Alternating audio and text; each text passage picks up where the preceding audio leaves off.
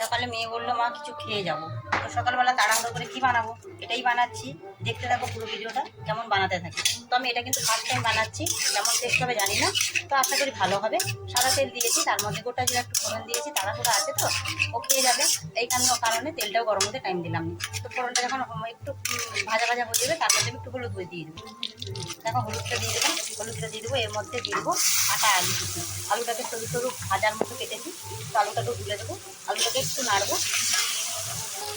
আলুটা জাস্ট একটু ভাজা হয়েছে দেখো।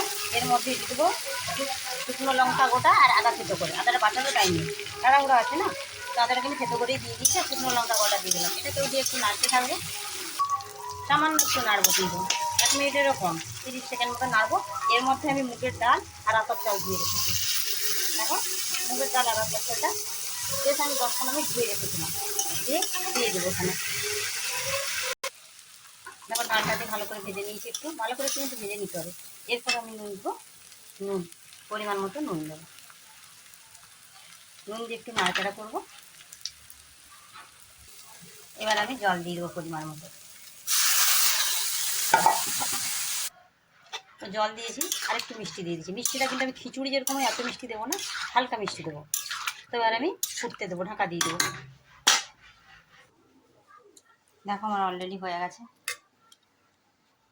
এটা কিন্তু খিচুড়ির মতো হবে না, দেখো ঝরঝরা হয়েছে। এর মধ্যে দিয়ে দেবো একটু গোটা এলাচ তেতো করে, আর একটু দেবো ঘি। তো এইভাবে তাড়াহুড়া করে বানিয়ে খেয়েও ভালো লাগবে খেতে, এমন কোনো খরচও না, আর এমন কোনো টাইমও লাগবে না।